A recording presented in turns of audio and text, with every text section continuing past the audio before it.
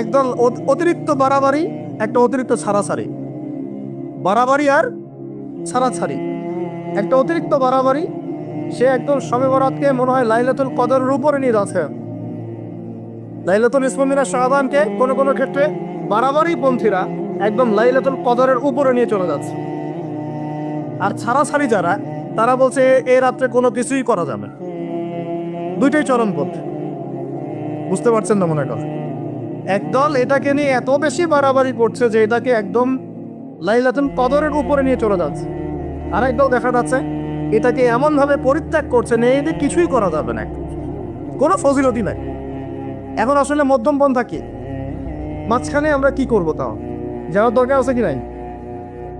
অনেক হাদিসের অনেক আলোচনা, প্রায় 40-50 পৃষ্ঠার বই, সব আলোচনা তো মাহফিলে করা সম্ভব না। আমি সারমর্মটুকু বলি। সারমর্ম কি? হাদিসের শবে বরাত নামে কোনো শব্দ নাই, এক নম্বর কথা। কি নাই ভাই? শবে বরাত নামে কোনো শব্দ নেই। আছে লাইলাতুন নিসফু মিনাশ শাবান, শাবান মাসের মধ্য রজনী। শাবান মাসের মধ্য রজনী।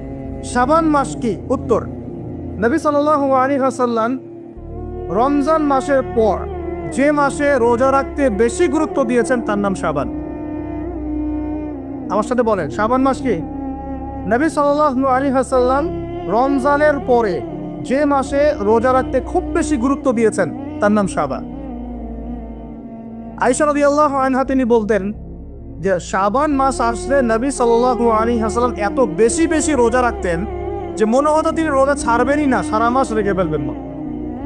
বেশি থেকে বেশি রোজা রাখতেন শাবান মাসে। প্রশ্ন হচ্ছে কেন? উত্তর, এমনিতে এই মাসটা বরকতময় এবং এই মাসে আল্লাহ পাক তার রহমতে বিপুল সংখ্যক মানুষকে জাহান্নাম থেকে মুক্তি দান করেন। সুবহানাল্লাহ। নবী সাল্লাল্লাহু আলাইহি ওয়াসাল্লাম এই মাসকে তাজিম করতেন। এই মাসের সম্মানার্থে, এই মাসে আল্লাহর রহমত বরকতের স্বার্থে নবী করিম সাল্লাল্লাহু আলাইহি ওয়াসাল্লাম এই মাসে বেশি বেশি রোজা রেখেছেন। সুন্নত কি শিখলাম? শাবান মাসে বেশি বেশি রোজা রাখার সুন্নত। একটা কি পেলাম ভাই? শাবান মাসে বেশি বেশি রোজা রাখা সুন্নত। আপনি যদি মুকিম হন, শরীর সুস্থ থাকে, মুসাফির না, আপনার সুস্থতা আছে, সব ঠিক আছে, আপনি চেষ্টা করবেন এই মাসে বেশি বেশি রোজা রাখার। পারা যাবে ইনশাল্লাহ। এটা নবীর সুন্নত হবে। আরেকটা হাদিস মাথায় নিয়ে না, আজকে সারা ওয়াজ ভুলে গেলে এই ওয়াজটা বলেন না।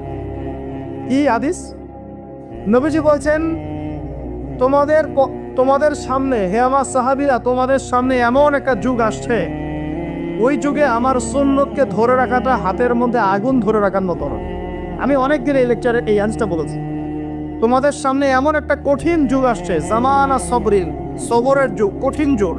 ওই যুগে ঈমান ধরে রাখা, নামাজ সুন্নতের উপর থাকা হাতে আগুন ধরে রাখার মতো। ওই যুগে যদি তোমরা আমার একটা সুন্নতকে জীবিত করতে পারো, সমাজে একটা সুন্নত মরে গেছে ওটাকে আবার জীবিত করতে পারো, তাহলে 50 জন শহীদ সাহাবীর নেকি পাও। হাদিসটা বুঝলেন?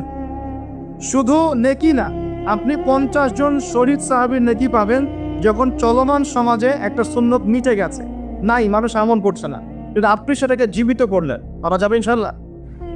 একটা দেখাচ্ছি, যেমন সাহাবীদের যুগে মানুষ মসজিদে ঢুকলে কি করতো জানেন? আগে 2 রাকাত নামাজ পড়তো। কি করতো?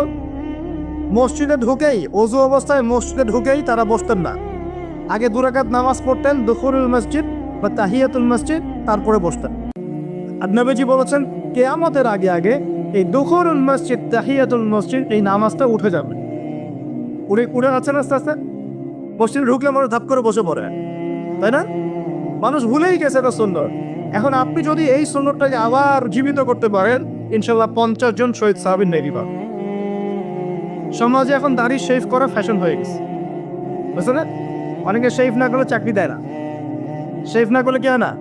চাকরি পাওয়া যায় না। স্কুলে তো না, কলেজে গিয়ে পড়তে গেলে ক্লাস করতে দেয় না। দাঁড়িয়ে আছে, যাও সব করে আসো, তাই বলে। এখন সমাজ চলছে উল্টা। এখন যদি আপনি নবীর সুন্নতকে আবার জীবিত করতে পারেন, 50 জন শহীদ সাহাবীর নেকি পাবেন। রাতে ঘুমানোর সময় একটা সুন্নত আছে, 33 বার সুবহানাল্লাহ, 33 বার আলহামদুলিল্লাহ, 34 বার কি আল্লাহু আকবার। বহু মানুষই পড়ে না। আপনি যদি পড়তে পারেন, ইনশাআল্লাহ আল্লাহ পাক আপনাকে রেখে দেন। সমাজে বহু মানুষ চুল একদম এখন মেসি রোনাল্ডো কাট, তাই না? মেসি কাট আর রোনাল্ডো কাট। আর আমি সিলেট অঞ্চলে দেখে আসছি একদম লন্ডন কাট, দুই পাশ ছিলে মাঝখানে চুল, লন্ডন থেকে শিখে আসছে। এখন চুলেরও কিন্তু সুন্নত আছে, আছে কি নাই? দাড়ির যেমন সুন্নত আছে, চুলের সুন্নত নাই। একদম সামন পিছন সমান করতে পারে, অথবা যদি চুল নাই থাকে তাহলে চুল মাথা মুন্ডন করে রাখতে পারেন। অনেক সাহাবী মাথা মুন্ডিত ছিল। আবার অথবা কানের লতি পর্যন্ত বা কাঁধ বাবরি রাখতে পারো। এটা চুলের সুন্নত হলো কিনা? এখন সমাজের সব মানুষ এই সুন্নতটাকে ভুলে গেছে। আপনি সুন্নত মনে করে রেখেছেন, ইনশাল্লাহ আপনি নেকি পাবেন ইনশাআল্লাহ। এরকম অগণিত সুন্নত আছে, অগণিত, যেগুলো আমাদের সমাজ থেকে আস্তে আস্তে উঠে যাচ্ছে। আমি খুব দুঃখের সাথে বলছি, অনেক মসজিদে ফরজ নামাজ পড়ার পরে আমরা কি করি? একটা মোনাজাত করি, আল্লাহুম্মা আমিন বিরহমাতিকা ইয়া আরহামার রাহিম, ব্যাস উঠে চলে গেলাম, তাই না? উঠে চলে যায় না? তারপর স্যান্ডেল নিয়ে বাইরে চলে গেল। অথচ সালাম ফিরানোর পরে একবার বলতে হয় আল্লাহু আকবার, কি বলতে হয়?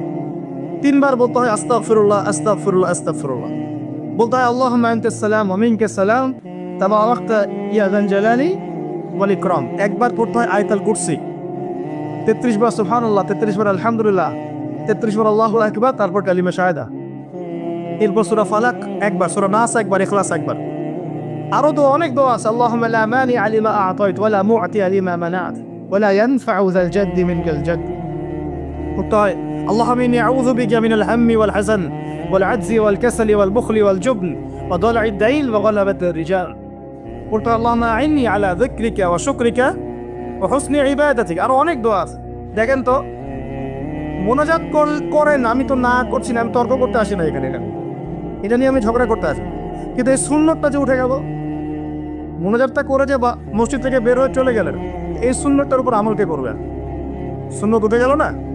আর আপনি যদি বসে এখন সুন্নতটা প্রতিষ্ঠা করে 50 জন শহীদ সাহাবীর নেকি পাবেন। এগুলো তো গেল আমলিয়াত। সমাজ চলছে সুদের উপরে, আর আপনি যদি হালাল অর্থনীতি প্রবর্তন করতে পারেন তাহলে কত নেকি পাবেন? সমাজ চলছে জেনায়, আপনি এখন পর্দা প্রতিষ্ঠা করলেন তাহলে কত নেকি পাবেন? সমাজে চলছে দুর্নীতি, আপনি এখন আমানতদারিতে ইনসাফ প্রতিষ্ঠা করলেন, কত নেকি পাবেন? সমাজে চলছে শয়তানি, সব শয়তানি, কি চলছে? শয়তানি। এখন আপনি আল্লাহ রাব্বুল আলামিনের ওহী প্রতিষ্ঠা করলে কত নেকি পাবেন? নিঃসন্দেহে অনেক বেশি নেকি পাবে। আল্লাহ পাক আমাদেরকে সেই লক্ষ্যে কাজ করার তৌফিক দান। প্রিয় ভাইরা, যে কথা বলতে এখানে আসলাম, এক বাড়াবাড়ি এই মাসে নবীজি বেশি বেশি রোজা রাখ। তাহলে আমরা কি করবো এই মাসে ভাই? 1 নম্বর কাজ, বেশি বেশি রোজা রাখার চেষ্টা করবো ইনশাআল্লাহ, আল্লাহ তৌফিক দান করুন। এবার আরেকটা পয়েন্ট বলি, সামনে রমাদান মাস। রমজান মাস আসলে আমরা মাশাআল্লাহ পরিপূর্ণ মুসলিম হওয়ার চেষ্টা করি, কিন্তু সারা বছর এটা ধরে রাখতে পারি না। রমজান মাসে যে নামাজ পড়ে না সেও মসজিদে যায়। দেখা যায় যে জুমার নামাজও পড়ে না, ও তারাবির নামাজ পড়তে যায় কি না? ওই দিন গিয়ে বলে এসি দেন, ইমাম সাহেব এসি অন করেন, তাই না? সারা বছর তো আসে নাই। ওই দিন গিয়ে ইমাম সাহেব এসি বন্ধ কেন? এই মসজিদ সাহেব ফ্যান দেন। তারপর ওখানে গিয়ে মানে কি বলবো, হ্যাঁ মাতব্বরি করে আর যাক। তারপরেও যে মসজিদে আসছে, আমরা দোয়া করি আল্লাহ হেদায়েত দান করুন। আমরা তো কাউকে পিছনে ফিরাই দিব না, দিব? এখন রমজান মাস আসলে আমরা মাশাআল্লাহ রোজা রাখি, মানুষকে ইফতার করাই, দান সাদকা করি, আমরা যাকাত দেই, তারাবি পড়ি, কোরআন তেলাওয়াত করি, আমরা মাশাআল্লাহ অনেক আমল করি। এই আমলগুলো কি একবারে থাপাস করে ধরে ফেলা সম্ভব না? একটা আস্তে আস্তে ট্রেনিং প্রসেস লাগে।